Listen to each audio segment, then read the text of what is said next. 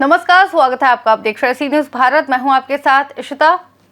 खबर चित्रकूट से है, जहां राम वाटिका पैलेस में राष्ट्रीय उदय पार्टी का 7वां स्थापना दिवस बड़े उत्साह के साथ मनाया गया, जिसमें पार्टी के सुप्रीमो बाबू राम पाल कामरेड, अखिलेश प्रताप सिंह, निवर्तमान IAS सत्येंद्र शाक्य, दिनेश ठाकुर व रमेश चंद्र निषाद एवं जिलाध्यक्ष कुबेर पाल, कोषाध्यक्ष गया पाल, नरेंद्र पाल, बच्चा सिंह बघेल, राम नरेश पाल, हर ओम विश्वकर्मा, रामचरण पाल, भवानी दीन पाल, शारदा पाल सहित जिला कार्यकारिणी के सभी पदाधिकारी व कार्यकर्ता भारी संख्या में उपस्थित रहे। पार्टी के राष्ट्रीय अध्यक्ष बाबू राम पाल ने कहा कि पार्टी राष्ट्रीयता, मानवता और समानता के उद्देश्यों के लिए काम कर रही है, क्योंकि समाज में आज भी एक बड़ा अपेक्षित वर्ग है जिसे स्वतंत्रता के बाद भी अपने अधिकार नहीं मिल पाए हैं और राजनीतिक क्षेत्र में केवल वोट पाने का काम हुआ है, जिससे समाज अलग थलग पड़ता जा रहा है।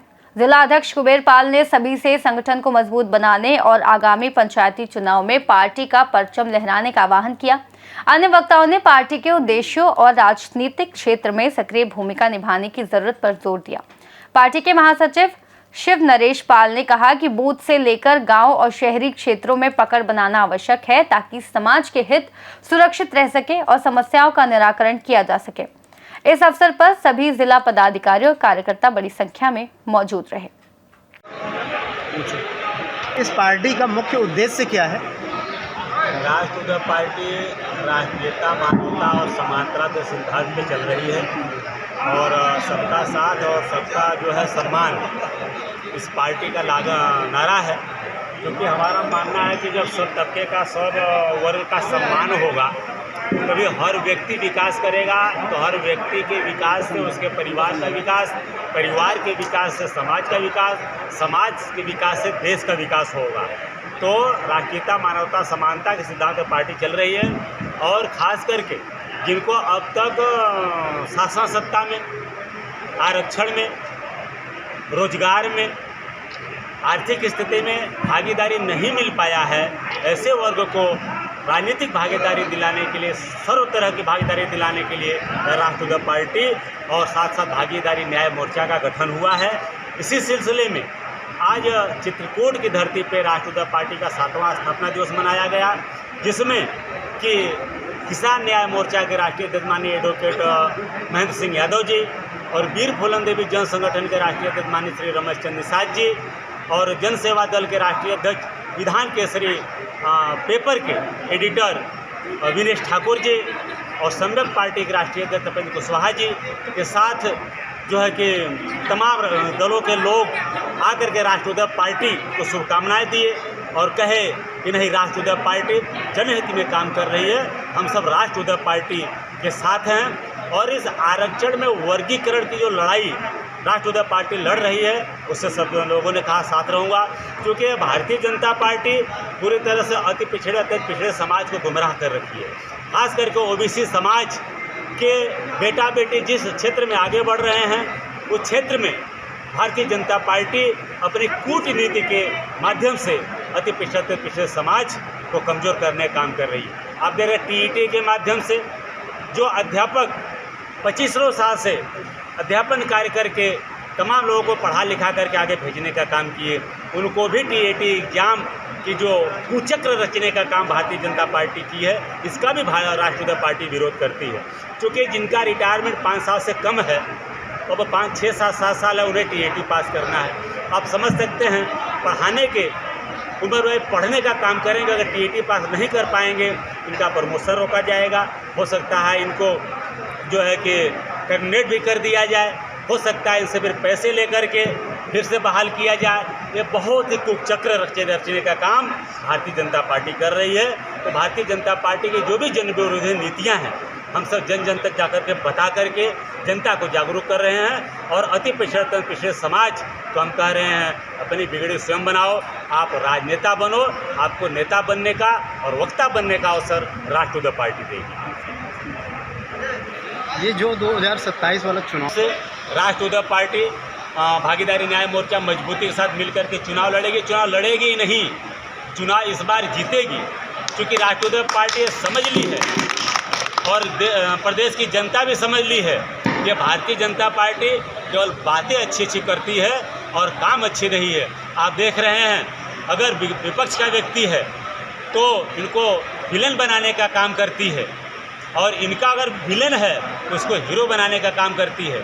अभी भारतीय जनता पार्टी ने कोर्ट का माध्यम लेकर के कई ऐसे कानून लाई है जिससे कि अति पिछड़े समाज के लोग अगर जातीय रैली निकालेंगे तो रोक लग गया, अपनी जाति के नाम पे अगर कुछ मांग करेंगे जो रोक लग गया।